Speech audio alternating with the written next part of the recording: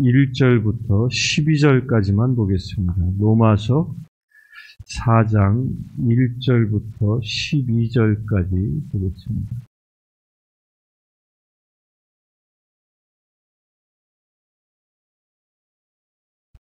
로마서 4장 1절부터 12절까지 말씀 찾아놓으시기 바랍니다. 먼저 1절과 2절을 먼저 보겠습니다. 그런즉 육신으로 우리 조상인 아브라함이 무엇을 얻었다 하리요? 만일 아브라함이 행위로서 의롭다 하심을 받았으면 자랑할 것이 있으려니와 하나님 앞에서는 없느니라. 의롭다함을 얻는다. 우리 어저께 말씀을 보았죠. 오직 누구를 통해서만? 내가 율법을 어떻게 지켰느냐가 아니라 나의 화목제물 되신 예수 그리스도, 그분이 나를 위하여 화목제물 되셨다라는 이 사실을 내가 믿음으로 받아들임으로 인하여 내가 의로움을 얻게 되어진다는 겁니다. 그건 나의 공로가 아니라 예수 그리스도의 공로로, 화목제물 되어진 그 예수 그리스도의 공로로 내가 하나님과의 관계가 회복되어지고 또한 우리 사람과의 관계가 회복되어지는 역사가 일어난다는 겁니다. 이 키는, 우리가 그 구원에 이르는 그 키는 오직 예수로 인하여, 예수 그리스도가 그 일을, 그 화목제물 되어 주셨다라는 이 사실을 내가 믿음으로 받아들일 때 가능하다는 겁니다. 오늘 이제 로마서에서 4장은 그렇게 믿음으로 의롭다함을 얻은 사람, 이 4장 1절부터 12절에는 두 사람을 이제 등장시켜서 설명합니다. 그 첫 번째 사람이 아브라함이에요. 아브라함은 어떤 사람이었습니까? 12장에서 그 아브라함이 갈대아 우르를 떠나기 전까지는 우상을 만들어 팔던 그냥 우상 숭배자였습니다. 그 우상 숭배자였던 사람을 하나님께서 일방적으로 선택하시죠. 아브라함이 그 믿음의 조상이 되어진 이유는 아브라함에게 말씀을 주셨고 말씀으로 잘 훈련하신 다음에 그를 믿음의 조상으로 세운 게 아니라 일방적으로 하나님이 선택하셨다는 겁니다. 아브라함 시대 때는 율법도 없었습니다. 우리 아브라함으로부터 약 500년이 지난 후에 모세에 의하여 율법이 제정되어지죠. 그 전에는 율법조차도 없었던 그런 시기였습니다. 그런 율법도 없는 시기에 아브라함을 의인으로 여기신 이유가 무엇입니까? 그에 대하여 2절에 만일 아브라함이 행위로서 의롭다 하심을 받았더라면 자랑할 것이 있으려니와 하나님 앞에는 없느니라. 율법을 행함으로 의로움을 입은 것이 아니다라고 대전제를 합니다.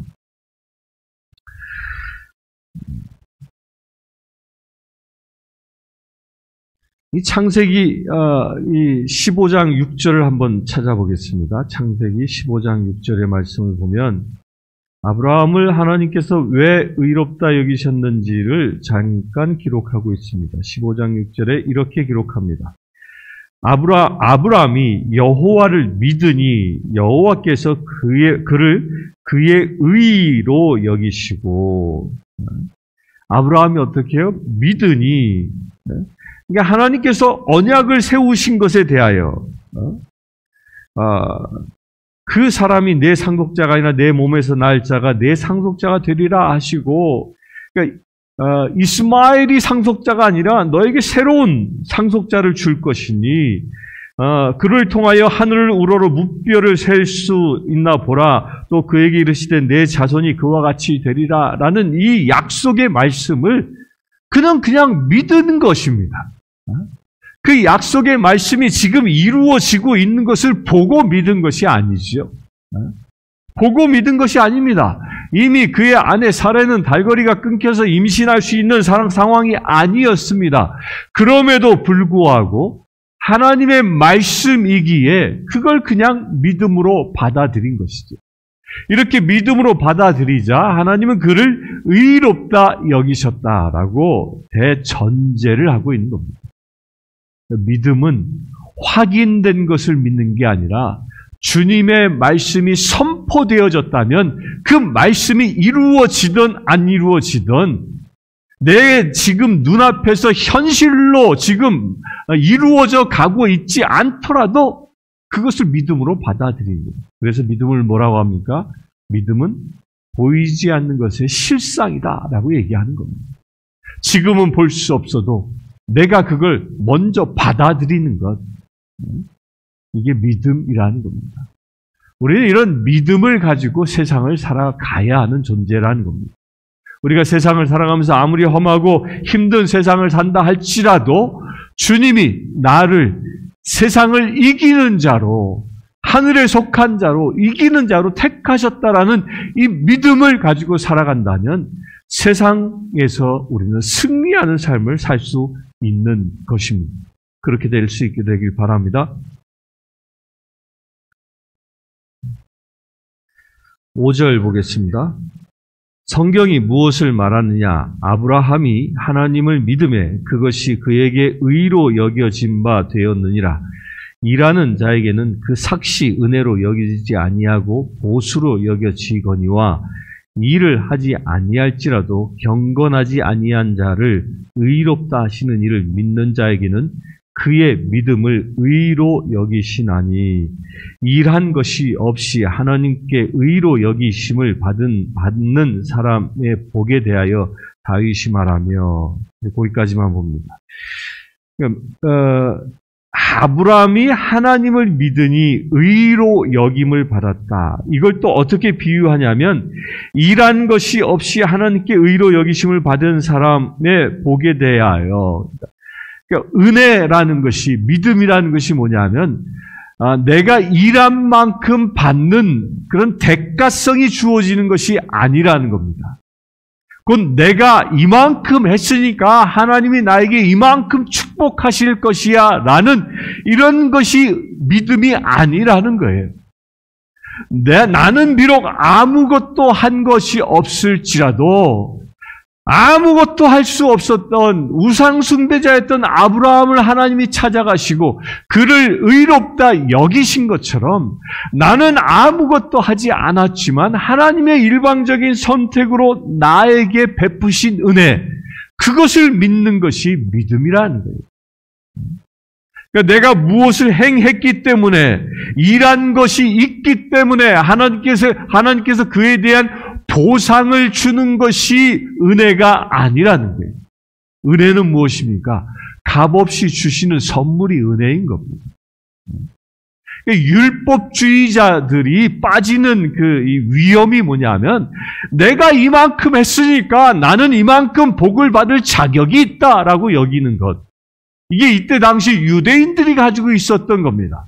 내가 율법을 이만큼 완벽하게 지키기 때문에 나는 하나님의 자녀로 합당한 자격이 있는 사람이야 라고 그렇게 선언하는 것을 이야기하는 겁니다.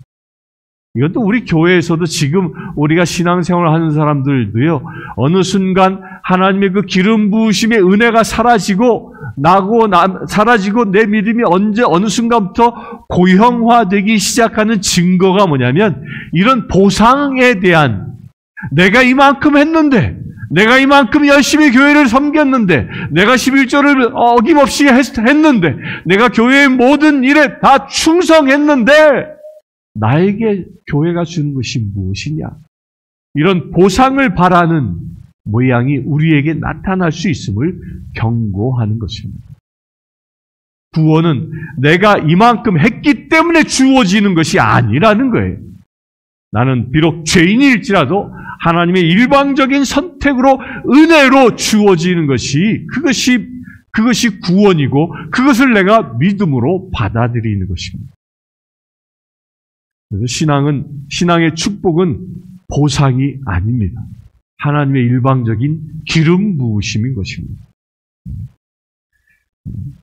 우리가 그렇게 살아가는 것은, 말씀을 지키며 살아가는 것은 하나님께 내가 이것을 지킨 만큼 이만큼 해주실 것이다 라는 기대를 가지고 사는 게 아니라, 말씀을 지키는 것은 하나님이 나를 택하신 그 은혜 가운데에 하나님을 닮아가는 삶을 살아가는 것입니다. 하나님을 닮아가는 삶을 살아가는 것이 율법을 지키는, 말씀을 지키는 것이지, 말씀을 지킴으로 인하여 구원에 이르는 것이 아니라는 겁니다. 구원은 값없는 선물인 것입니다.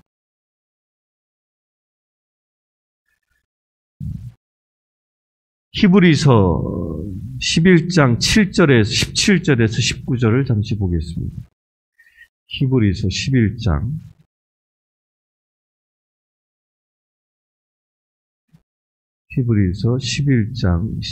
17절에서 19절. 아브라함은 시험을 받을 때에 믿음으로 이삭을 드렸으니 그는 약속을 받은 자로 그 아들을 드렸느니라. 그에게 이미 말씀하시기를 내 자손이라 칭할 자는 이삭으로 말미암으니라 하셨으니 그가 하나님이 능히 이삭을 죽은 자 가운데서 다시 살리실 줄로 생각한지라. 비유컨대 그를 죽은 자 가운데서 도로 받은 것이니라. 이게 믿음이라는 거예요. 아브라함이 모리아산 제단에 이삭을 바친 것이 무엇입니까? 이삭을 바친 것은 믿음으로 드렸다라는 거예요. 그는 약속을 받은 자로 돼. 어떤 약속이요? 내 자손이 저 바닷가의 모래알보다 더 많아질 것이다 라는 그 약속을 믿음으로 받아들인 것이죠. 그래서 이삭을 바치라는 것은 그것이 끝이 아니라 새로운 부활의 생명이 있을 것이라는 것을 그가 믿음으로 받아들였다는 겁니다.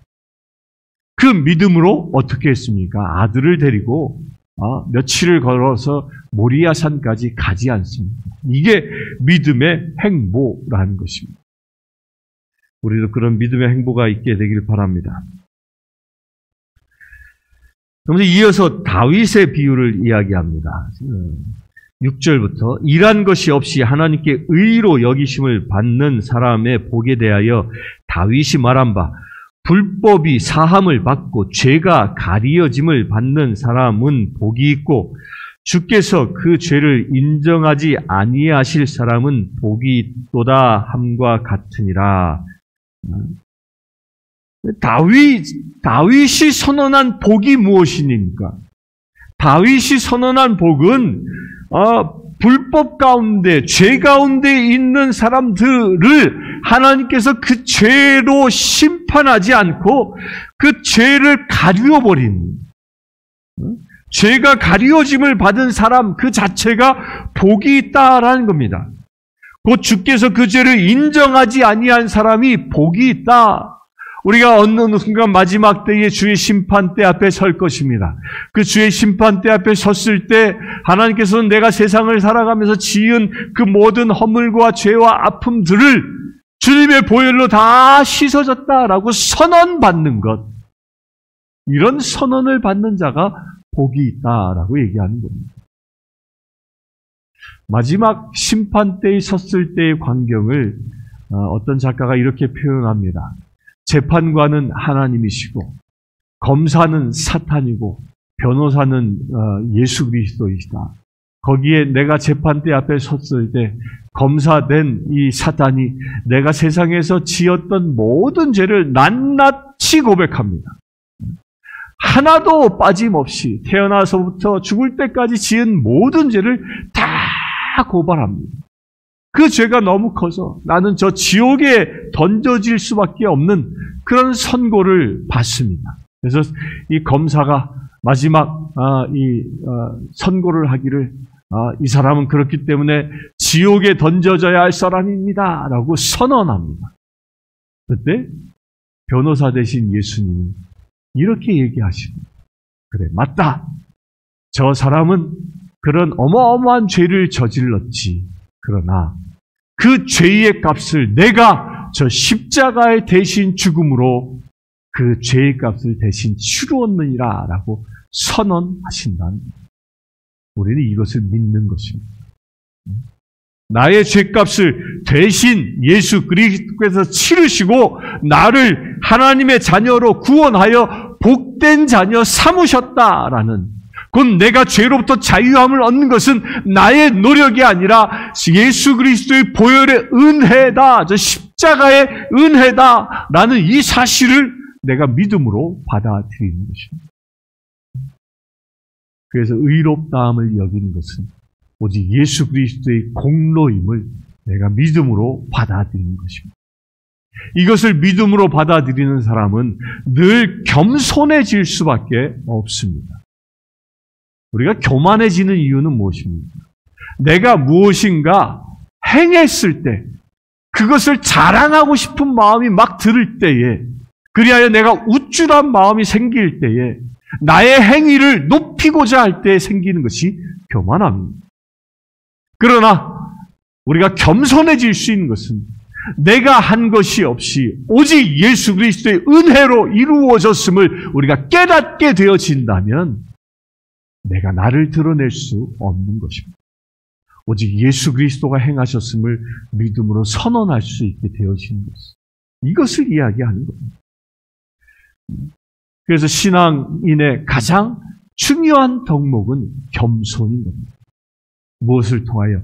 말씀의 순종함으로 인하여 겸손히 주님을 섬기고 세상을 섬기는 자 되어질 때에 하늘의 복을 받는 축복의 자녀가 되어지는 것입니다.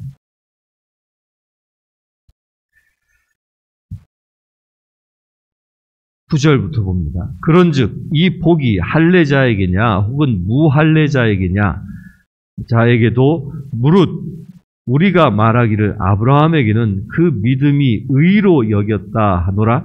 그런즉 그것이 어떻게 여겨졌느냐? 할례시냐 무할례시냐? 할례시가 아니요 무할례시니라. 그가 할례의 표를 받은 것은 무할례시의 믿음으로 된 의를 인친 것이니 이는 무할례자로서 믿는 모든 자의 조상이 되어 그들도 의로 여기심을 얻게 하려 하심이라.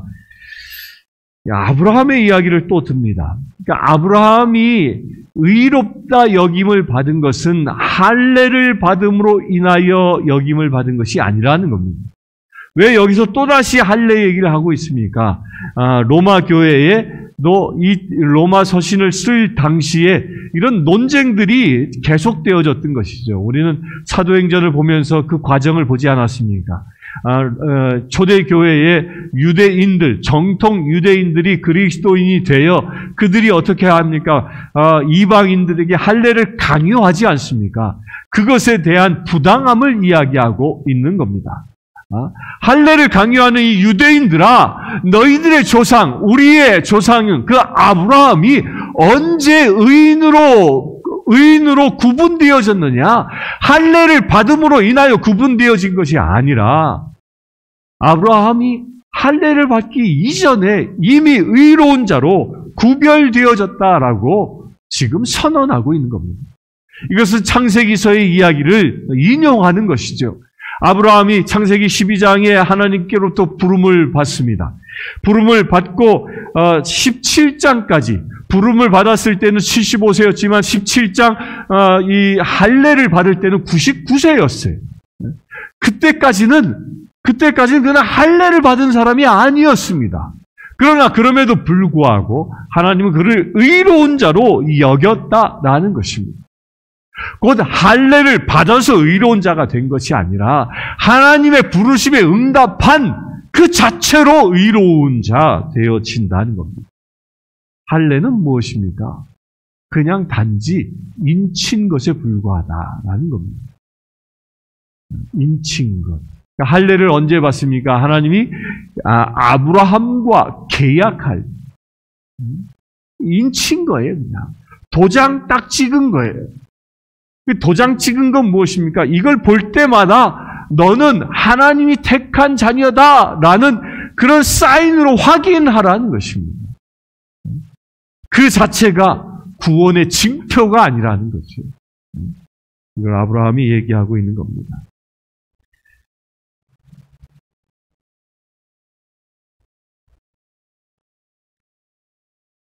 12절을 보겠습니다. 또한 할례자의 조상이 되었나니 곧 할례 받을 자에게 뿐 아니라 우리 조상 아브라함이 무할례 시에 가졌던 믿음의 자취를 따르는 자에게도 그러하니라. 그러니까 아브라함은 믿음의 조상이 됩니다. 열국의 아버지가 되어지죠. 아브라함, 열국의 아버지가 되어집니다. 그 열국의 아버지가 되어지는 데는 그는 할례를 받은 사람들과 할례를 받지 않은 사람들에게까지도 아버지 되어지는 믿음의 조상이 되어지는 그런 위대한 자로 쓰여지게 된다는 겁니다. 무엇을 통하여? 그가 할례 받지 않았을 때 그의 믿음을 통하여 의롭다함을 여겼고 또한 그가 할례 받음으로 인하여 인치심을 받은 사람이기 때문입니다. 그래서 인치심을 받은 유대인들에게나 인침을 받진 않았지만 이방인들에게나 아브라함은 믿음의 자취를 따르는 자들의 모본이 되어진 것이죠. 하나님은요, 우리의 믿음이 무엇을 위한 것이냐라는 것을 계속적으로 말씀하십니다. 그런데 믿음이라는 것은요, 믿음의 가장 궁극적인 목적이 무엇입니까? 궁극적인 목적은 우리 어저께 본 것처럼 화목제물 되어지는 겁니다. 화목제물을 통하여 이루어지는 것, 그것이 믿음의 궁극적인 목적입니다. 그 궁극적인 목적이란 무엇이에요? 하나님과 나와의 관계의 회복이 믿음의 가장 중요한 목적이라는 겁니다. 그리하여 하나님과 나와의 관계가 회복되어지고 그리하여 내가 이웃과의 관계가 회복되어지는 것이 믿음의 최고의 목적이라는 겁니다. 그런데 많은 사람들이 그 믿음의 목적을 왜곡합니다. 믿음의 목적이 하나님과 나의 관계 회복이 아니라 아브라함처럼 믿음으로 열국의 조상 되어지어 하나님과의 관계가 회복되어져 하나님의 말씀을 따르는 순종하는 자로서의 삶을 사는 것이 목적이 아니라 하나님이 주시는 것에 목적이 되어지면 이게 타락한 신앙입니다. 많은 사람들이 이런 이야기를 합니다. 구하였으면 받은 것으로 여겨. 믿어. 그럼 주실 거야. 그것을 믿음의 전부처럼 이야기합니다. 물론 우리가 구하였으면 얻을 것이다라고 믿어야 합니다. 그런데 그렇게 구한 것에 대한 믿음의 응답, 하나님께서 주신 것에 대한 확신, 이것이 믿음의 목적은 아니라는 거예요. 내가 구하여 나에게 필요한 일용할 양식을 구하는 것은 믿음을 완성해 나가는데 필요한 수단일 뿐이지 그것이 목적이 되어져선 안 된다는 겁니다.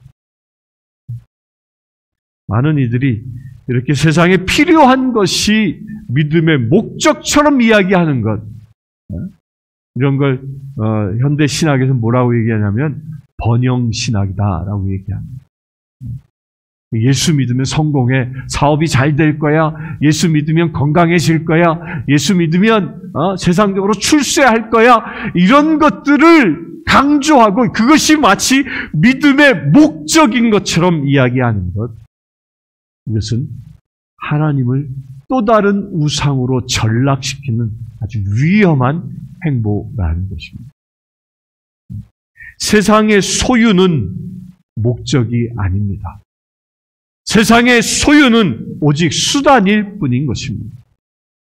하나님과의 관계 회복과 이웃과의 관계 회복을 위하여 필요한 수단이지 그것이 목적, 그것을 이루는 것이 믿음의 최상의 목적으로 삼았다간 큰 우상 숭배하는 그런 어마어마한 죄에 빠지고 만다는 겁니다.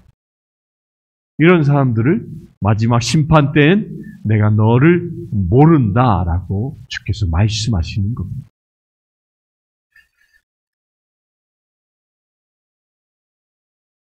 갈라디아서 5장 7절을 한번 보겠습니다. 갈라디아서 3장 5절부터 7절. 갈라디아서 3장